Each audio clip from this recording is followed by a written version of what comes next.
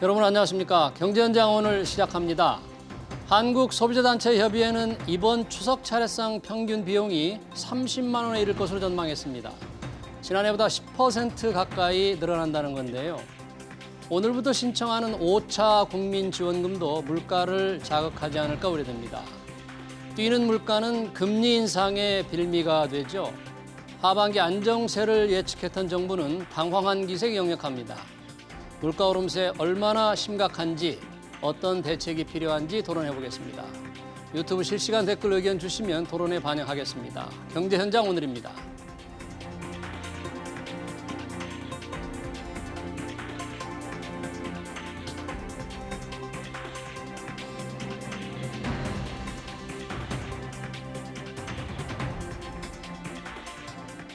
네, 물가 동향과 대책 토론하기 위해서 두 분 모셨습니다. 신세돈 숙명여대 경제학부 명예교수, 그리고 김광석 한국경제산업연구원 실장입니다.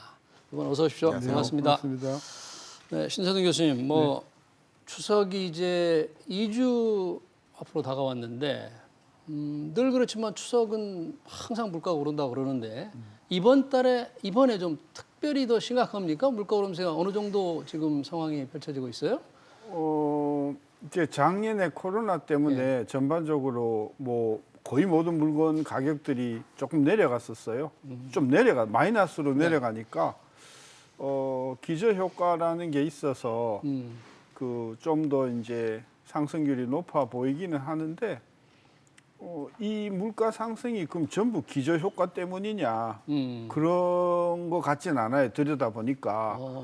유가도 많이 올랐죠. 예. 그다음에 뭐 옥수수라든지 원면이라든지 또 뭐 이런 산업용 상품들의 국제 가격이 작년 이후에 한 50% 지금 오른 상태예요. 50%. 네. 그래서 이번 물가는 추석이라는 계절성을 감안하고라도 네. 이 추석이 지나고라도 하반기 내년 상반기에 걸쳐서 물가가 꾸준히 3%를 위협하는 수준까지 계속 갈 것 같다.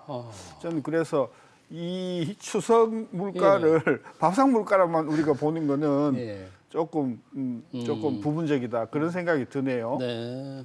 추석에서 좀 일시적으로 오르면 좀 안정될 것으로 기대하는데 우리 신세동 교수님 말씀 들어보니까 좀 더 걱정이 됩니다. 김 실장님, 뭐 전체적인 지금 소비자 물가 상승률 자체가 굉장히 높은 거죠? 네, 어쨌든 이 물가라는 것을 놓고 볼 때 우리가 봐야 될 두 가지 뷰가 있는 것 같습니다. 그러니까 첫 번째 뷰는 교수님께서 정확하게 짚어주신 것처럼 이게 중장기적인 구조적인 물가 상승세와 일시적인 물가 상승세, 이게 두 가지가 맞물렸다라는 거죠. 두 번째 우리가 봐야 될 뷰는 체감 물가와 소비자 물가 상승률의 괴리입니다. 그러니까 지금 물가가 난리 났다는 식으로 이제 언론들이 나오고 있지만 사실 고작 물가 상승률이 2.6%거든요. 네. 그러니까 2%가 우리가 가장 아이디어하게 생각하는 목표 물가라고 한다면 그거보다 살짝 높은 상황이라고 볼 수 있는 거예요.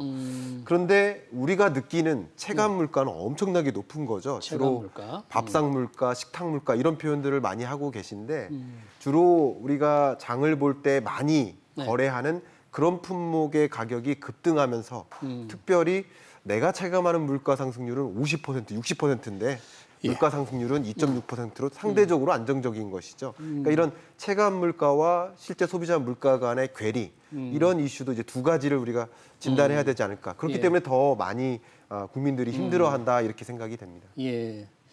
체감 물가와 실제 물가 지표 간의 괴리는 늘 지적되어 오는 건데 지금 가장 많이 오르는, 특별히 올라서 서민들을 힘들게 하는 품목이나 업종이 지금 좀 어떤 겁니까? 일단 요 추석이라고 하는 그 시절만 놓고 보면 아무래도 이제 추석에 특별히 수요가 늘어나는 우리 제사상에 필요한 물건들 이거는 진짜 공급이 달려가지고 부르는 게 막 값이 되고 그러잖아요. 네. 그래서 아주 일시적으로 보면 그런 어떤 특수한 계절적인 어떤 그런 공급 요인 때문에 이제 가격이 근데요 늘 이랬어요.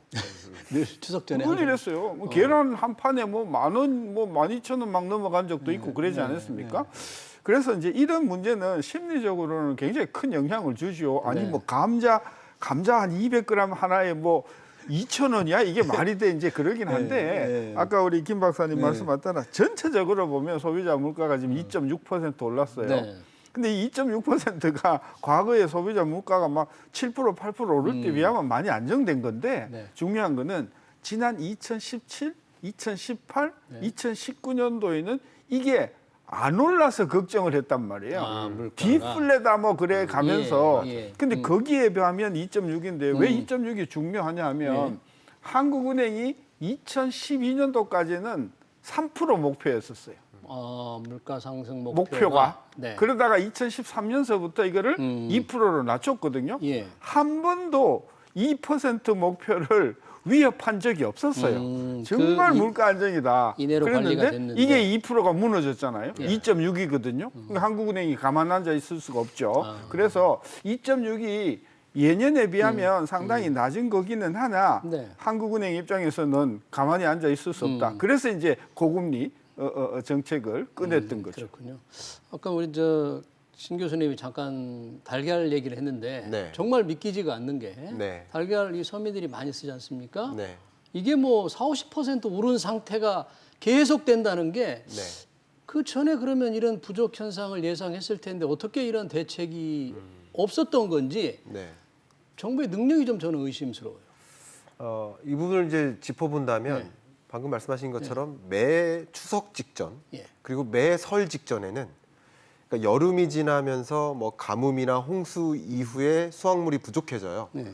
그러다가 이제 추석 연휴 때 수요가 크게 늘어나면서 수급이 안 맞는 거죠. 설 연휴 때도 마찬가지예요. 한파를 경험하면서 공급이 부족해지는데 수요가 크게 늘면서 늘 추석과 설 전에는 그 성수품 수요가 늘면서 물가가 높게 형성됩니다. 이거는 단기적인 이슈고 계절적인 요인이라고 볼 수 있어요. 근데 앞에 말씀드렸던 것처럼 중장기적인 구조적인 요인이 있는데 그게 바로 이제 과잉 유동성. 으로 인해서 전반적인 물가가 상승한 거고 예. 지금 구조적으로 물가가 상승하고 있는 이런 모습이 바로 대표적인 게 수요 견인 인플레이션이에요. 소위 전반적으로 경제가 회복되면서 내구재 수요가 늘잖아요. 네. 근데 내구재 수요가 는다는 얘기는 그 내구재에 들어가는 여러 원자재 수요가 는다는 얘기잖아요. 자연스럽게 원자재 가격이 올라가는 거고요. 한 가지 지금 달걀과 관련해서 말씀하시는데 정부가 지금 몇 개월째 매월 달걀을 1억 개씩 공급하고 있단 말이에요. 수입을 통해서. 1억 개씩 수입을 해서 예. 풀고 있는데 근데 달걀이 우리나라 가격만 오른 게 아니라 우리가 수입하는 수입처도 다 같이 오르는 거죠. 왜냐하면 닭을 키우려면 곡물이 필요한데 곡물 가격이 올랐으니까 예. 달걀 가격이 세계적으로 오른 거예요. 그러니까 수입을 통해서 막고자 하지만 예. 수입하는 달걀 가격도 오른 거죠. 그러니까 이런 여러 가지 요인들이 맞물리면서 뭐 계절적인 요인이라고 해서 좀 핑계도 될 수 있겠지만 예. 구조적인 요인도 막지 못했다라는 것을 좀 네. 감안할 필요가 있겠습니다. 네, 그러니까 세계적으로 오르고 있기 때문에 아무리 수입해서 시장에 내놓아도 달걀값이 잘 떨어지질 않는다. 예. 그런 걱정이군요. 그런데 정부는 신 교수님, 이 물가가 좀 안정될 거라는 얘기를 하반기쯤 들어서면 이미 하반기 중반인데 안정될 거라고 그랬잖아요. 상당히 그 예측을 어떻게 했길래 그때 예측과 그죠. 지금 상황 이렇게 빗나간 겁니까?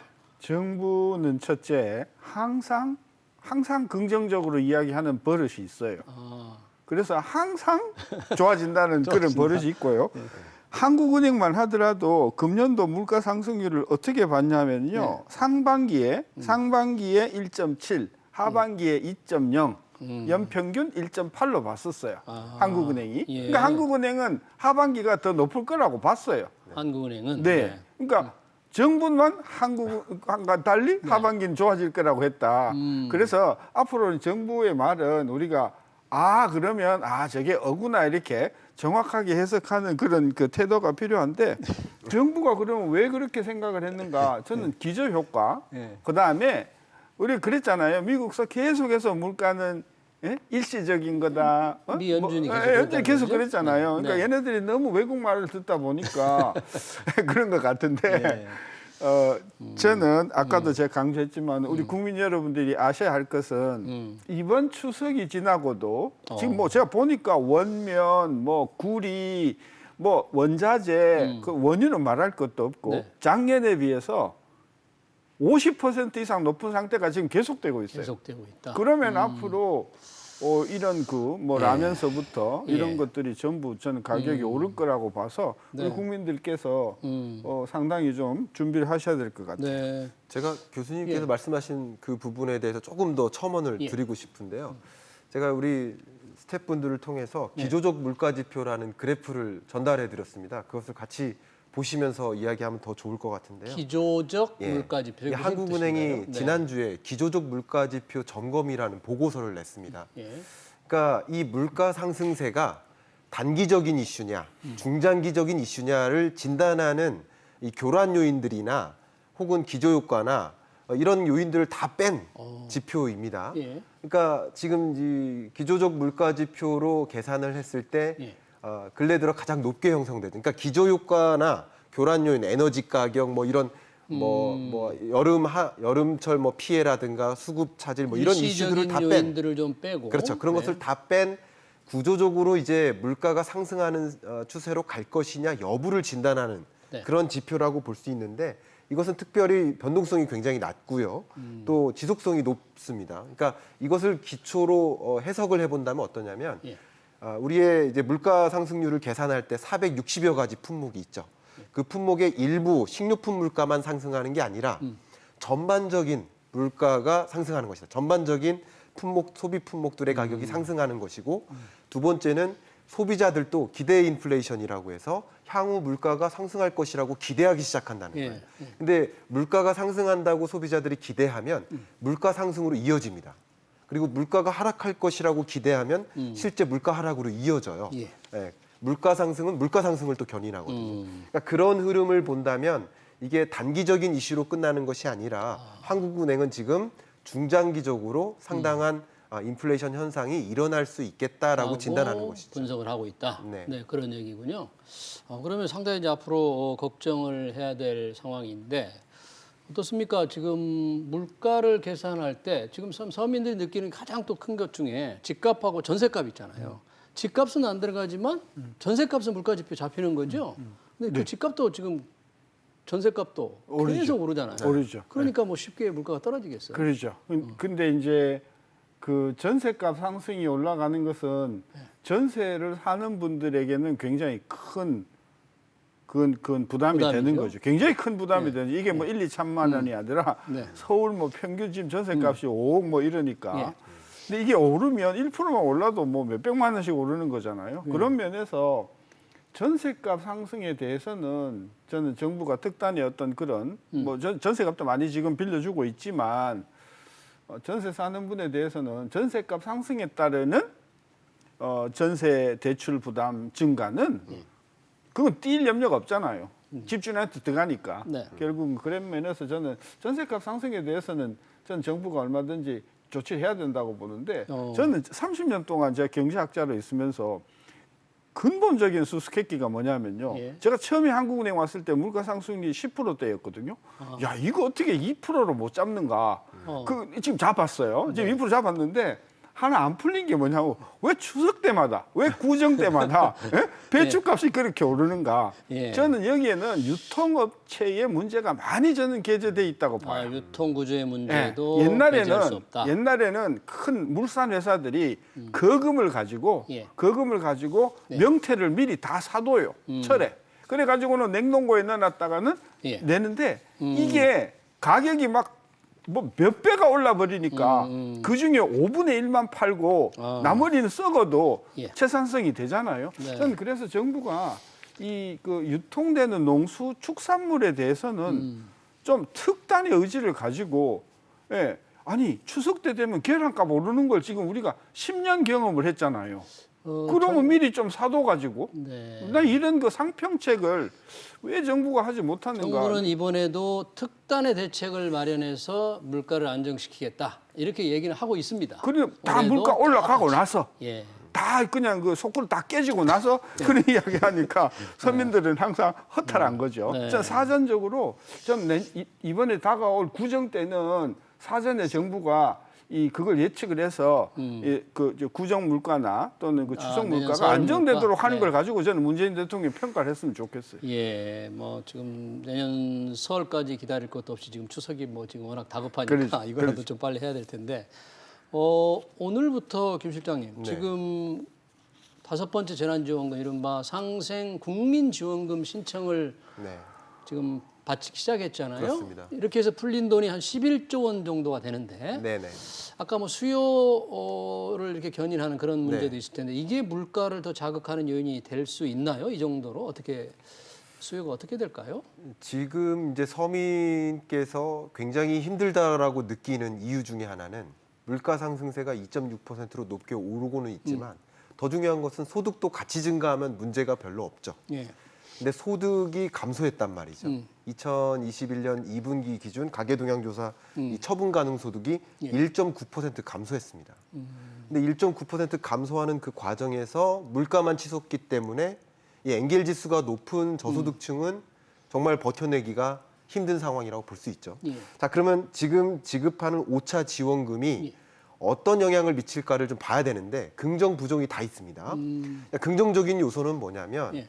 어쨌든 이 소비 여력 자체가 축소됐잖아요. 그러니까 소비할 그 소득 규모도 줄었지만 가격도 오르니까 소비할 여력이 없는 거예요. 식료품을 구매할 만한 여력이 없는 거예요. 엔겔 지수가 높은 저소득층은 더 그런 거죠. 이런 계층에게 소비할 여력의 기회를 주자라는 관점에서는 긍정적인 요소라고 볼 수 있겠습니다. 예. 근데 최근에 일어나는 이런 구조적인 물가 상승세와 단기적인 이런 계절성 요인이 맞물리면서 물가가 계속 고공행진하고 있는데 10조 원 수준의 높은 이 정도의 소비 지출이 더 부과가 되면 수요 견인 인플레이션이라는 이 효과가 또 같이 촉진되는, 그러니까 물가 상승세가 또 한 번 촉진될 수 있다는 우려가 있는 것이죠.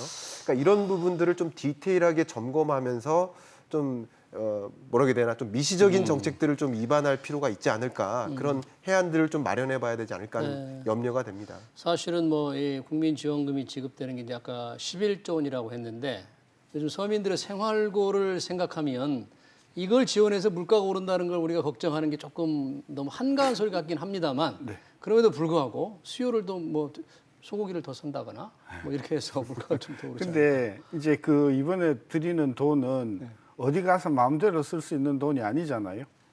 사용처가 한정돼 있잖아요. 그 작년에 우리가 그 재난지원금에 쓴 것을 평가를 해보니까 한 절반 정도는 일단 저축으로 들어갔고요. 안 쓰고. 절반. 그다음에 절반은 썼는데 어디에 썼는가 봤더니 식료품에 많이 썼어요. 아까 소고기 말씀하셨는데. 그럼 결국은 뭐냐 하면 대부분이 그 돈 안 줬었어도 썼을 때를 썼다는 거죠. 그러니까 그런 면에서는 이것이 소비 진작이나 그로 인한 물가를 우려할 정도의 규모는 전 아니다. 이게 10조를 다 예를 들어서 소고기를 먹는 게 아닌다 하면은 저는 안 올 거다 봐서 이것 자체는 저는 뭐 물가에는 큰 자극을 주지는 못할 것 같아요. 네. 뭐 그래야만 되지 않겠습니까? 재난지원금을 풀었는데 이게 물가가 올라서 서민 생활을 더 어렵게 만든다면 뭐 정책 자충수가 효과도 되는 없는 거죠. 거고요. 일단은 근데 한국은행은 아까 하반기 물가 좀 더 오를 것으로 전망을 했다고 우리 신 교수님 말씀하셨는데 네. 이제 금리를 어떻게 할 것인가? 지난달에 한번 올렸잖아요, 기준금리를. 이런 상황이라면 뭐 올해 또 올릴 건지 좀 빨라질 건지 이 물가 상승에 대한 한국은행 입장이 어떨까요? 네, 한국은행은 이미 통화 정책을 이제 긴축적으로 미국보다 앞서서 움직이자 하는 그런 하나의 방향성이 정해진 것이라고 생각이 되고요. 이제 최근 한국은행이 전망한 물가 상승률은 상반기가 1.8% 그리고 하반기가 2.4% 이렇게 이어질 것으로 이렇게 전망을 하고 있습니다. 그렇기 때문에 앞에 또 제가 말씀드렸던 기조적 물가 지표가 어떻게 보면 한시적으로 물가 상승세가 이어지는 것이 아니라 중장기화 될 수 있겠다라는 우려도 같이 가져가고 있기 때문에 물가를 잡기 위해서 또 금융 불안이라는 문제를 잡기 위해서 역시 기준금리 인상을 단행할 가능성이 훨씬 더 높아졌고요. 한 번 더 할 가능성이 있다 올해. 그리고 또 우리가 고려해야 될 게 이제 경제가 얼마만큼 회복됐는가에 대한 질문이거든요. 기준금리 인상할까라는 질문은. 네, 여러분 다 체감하다시피 백신의 보급 속도가 상당히 빨라지면서 10월쯤에는 좀 희망적인 메시지들이 많이 들립니다. 그렇기 때문에 그런 낙관적인 어떤 변수들이 등장하면서 상대적으로 기준금리 인상을 단행할 가능성이 더 높아졌다 이렇게 해석해 볼 수 있겠습니다. 네. 지금 경제 상황에서 우리 김 실장님은 기준금리를 추가로 한 번이 될지 또는 뭐 두 번이 될지는 모르겠습니다만 남아 있는 금통위가 10월, 11월 두 차례더라고요. 한 번 더 올릴 것 같습니까? 올려야 됩니까? 아니면 어떻게 보세요? 저는 집값에 달려 있다고 봐요. 집값. 네. 만약에 집값이 지난번 0.25% 올렸음에도 불구하고 네. 상승세가 가라앉지 않고 대출을 억제했음에도 불구하고 지금 이 대출 억제는 예. 저 지금 금융위기가 굉장히 난처한 것 같아요.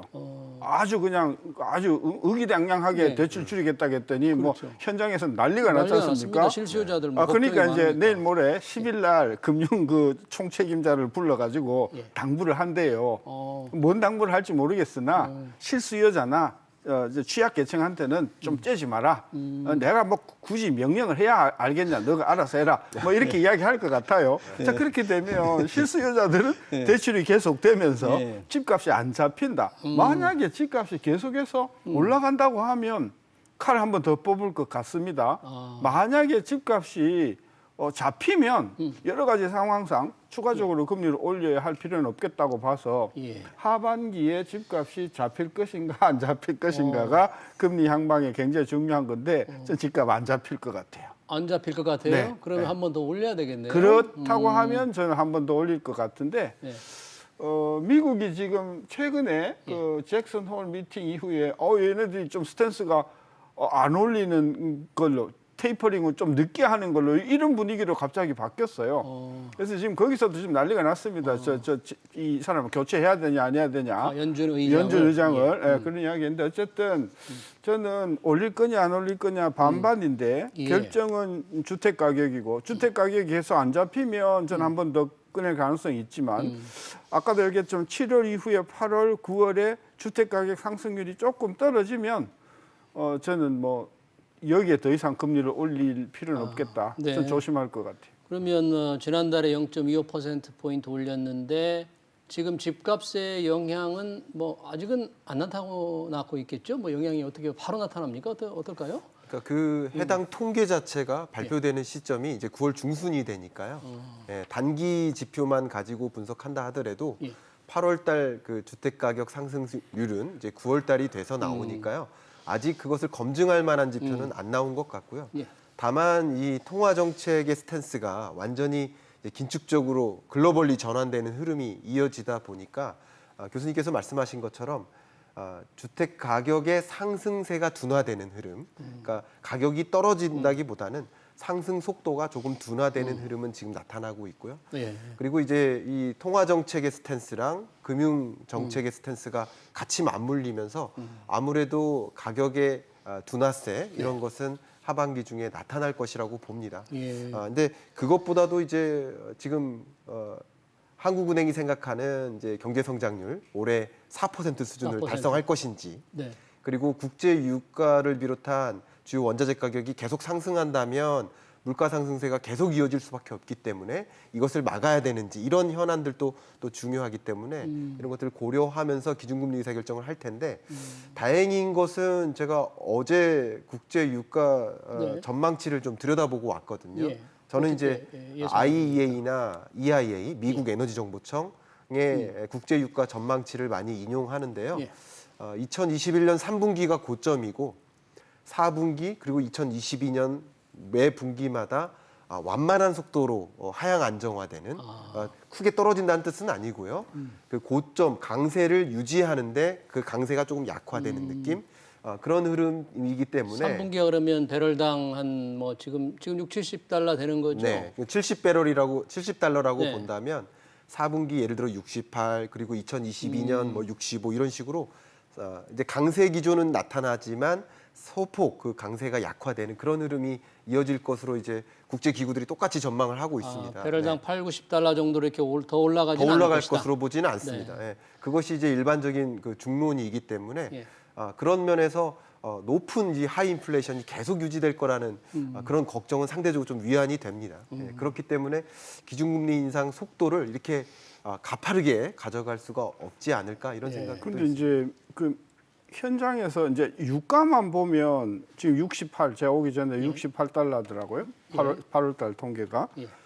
근데 유가도 유가지만 제가 아까 언급했듯이 예. 동, 니켈, 크롬, 아연, 그다음에 원면, 옥수수 뭐 이런 그러니까 전반적인 원자재, 상품 가격이 비금속, 상품. 이게 작년에 비해서 50% 가까이 오른 상태로 지금 계속 간단 말이에요. 그래서 미국에서는 이렇게 유가나 원자재 가격이 작년에 비해서 50% 올라서 지금 계속 가는 거는 이거는 기저 효과도 아니고 예. 이거는 뭔가가 지금 인플레를 유발하는 원인이 있는데 그게 뭐냐? 그게 과잉 유동성이다. 유동성이다. 그래서 빨리 테이퍼링을 줄이고 금리를 올려야 된다라고 하는 게 지금 뉴욕의 일부 이제 그 금융 전문가들의 이야기라서 이 원유뿐만이 아니라 다른 상품 원자재 가격이 앞으로 어떻게 움직일 거냐가 상당히 한국 물가에 대한 영향을 왜냐하면 우리나라 굉장히 개방형이잖아요. 예. 그런 관점에서는 저는 긍정보다도 부정적인 생각이 더 많아서 드디어 우리는 1%대의 물가를 찍고 이제 2%, 3%, 4%대로 다시 올라가는 그런 국면에 지금 초입해 있는 게 아닌가 네. 그런 걱정을 하게 되는 거죠. 그래요. 이제 2%대, 3%대로 이렇게 올라가는 그동안의 과잉 유동성에 따르는 전 세계적인 인플레 압력 이게 지금 오고 있는 것 아니냐 저는 그렇게 보는 거죠. 지금 상황에서 이렇게 수요, 이른바 소비가 늘어나는 수요 측면에서 유동성이 많이 풀리니까 네. 그 돈으로 사겠다는 사람이 많으면 물가가 올라가는 측면이 있을 테고 네. 이 공급 측면에서 네. 농산물이라든지 이런 뭐 작황이 안 좋다든지 네. 가을 장마라든지 이 두 가지가 좀 겹쳐 있는데 현재는 공급 측면이 좀 세지 않아요? 수요 측면에서도 상당히 압력이 큽니까? 그 두 가지가 동시에 작용하고 있다라고 해석이 될 수 있을 것 같습니다. 방금 말씀하신 것처럼 공급 차질도 있고요. 이 공급 차질은 국내 농산물뿐만 아니라 글로벌리 봤을 때도 뭐 반도체를 비롯한 여러 산업에 걸쳐서 공급 차질이 있고요. 그리고 그 공급 차질이 말 그대로 소비자 물가 상승세를 또 견인하는 역할도 있고 2020년 2분기가 저점이었다면 그 이후로 글로벌 경제가 완만하게 회복되는 경로거든요. 그럼 자연스럽게 내구재를 비롯한 여러 소비가 늘어납니다. 그럼 내구재를 구성하는 것들이 다 원자재거든요. 그러면서 이제 원자재 가격과 모든 것들이 상승하는데 우리가 이 기준금리 인상 여부라든가 물가 상승세를 볼 때 한 가지 더 우리가 논의하는 중에 좀 빠졌던 우리가 반드시 고려해야 될 요소 한 가지를 더 추가적으로 말씀드리고 싶은데요. 그게 바로 달러 가치입니다. 달러 가치. 그러니까 달러가 강세 기조를 만들어지면 조성이 되면 자연스럽게 국제 유가가 하향 안정화될 수밖에 없거든요. 앞에 제가 EIA나 IEA가 국제 유가가 강세 기조가 조금 약화된다라고 말씀드렸던 여러 근거 중에 하나가 달러의 강세화입니다. 말 그대로 테이퍼링이 실제로 단행되고 기준금리 인상 시점이 생각보다 앞당겨질 경우 달러 가치가 더 강한 기조를 나오게 만들어질 것이고요. 그런 것들이 이제 국제 유가의 하방 압력이 될 것입니다. 그러니까 국제 유가나 원자재 가격에도 영향을 미치겠죠. 그러니까 이런 것들을 이제 고루 보시면서 달러 강세 기조가 더 빨리 찾아올 것이다라고 한다면 아무래도 물가는 좀 잡힐 수도 있는 것이고 강세 기조가 좀 지연된다. 테이퍼링의 시점이 지연된다. 이렇게 되면 상당 기간 인플레이션이 더 존재할 수도 있겠다. 이런 요소들도 함께 고려할 필요가 있겠다라는 것을 말씀드립니다. 어떤 물가 상승세가 쉽게 이게 가라앉기 어려운 지금 상황인데 신 교수님 걱정대로 만약 금리를 뭐 한 번 올리거나 또 한 번 더 올린다면 그 영향이 어떻게 나타날까요? 우리 자영업자 소상공인들 타격이 굉장히 크지 않을까요? 근데 이제 제가 들어오기 전에 체크를 하고 들어왔는데 기준금리를 한 번밖에 안 올렸는데 시장에서는 기준금리 올리기 전서부터 무서운 속도로 올라가고 있거든요. 시장 금리는. 네. 그래서 아마 한국은행이 나서서 찬물을 뿌리면서 앞으로 절대로 기준금리 안 올릴 거야 이 사람들아 라고 이야기하지 않는 한 시장에서는 계속해서 불안하니까 대출할 때 땡겨서 금리를 올릴 것이다 라고 보면 기준금리를 올리냐 아니냐 하는 것보다도 시장에서 알아서 먼저 올라가는 것 이것 때문에 실제 돈을 빌리는 사람들은 더 높은 금리로 지금 빌리고 있다. 저는 그래서 기준금리 때문에가 아니라 기준금리가 앞으로 어떻게 될지 모른다는 것이 시장금리를 많이 지금 올리는 그런 상황이다 하는 거를 우리 대출하는 분들이 좀 미리 파악을 하셔야 될 것 같아요. 은행들이 뭐 한국은행 기준금리 인상보다 더 빨리 실제 그렇죠. 적용하는 금리를 더 올릴 수도 있겠네요. 이 상황이 이렇다면은. 그러면 뭐 소비자들의 피해가 더 큰데 물가도 오르고 금리도 오르고 참 갈수록 힘겨워지고 있습니다. 네, 물가 인상 문제 오늘 두 분과 토론 여기서 마칠 것 같습니다. 신세돈 숙명여대 경제학부 명예교수 그리고 김광석 한국경제산업연구원 경제연구실장이었습니다. 고맙습니다. 네. 네.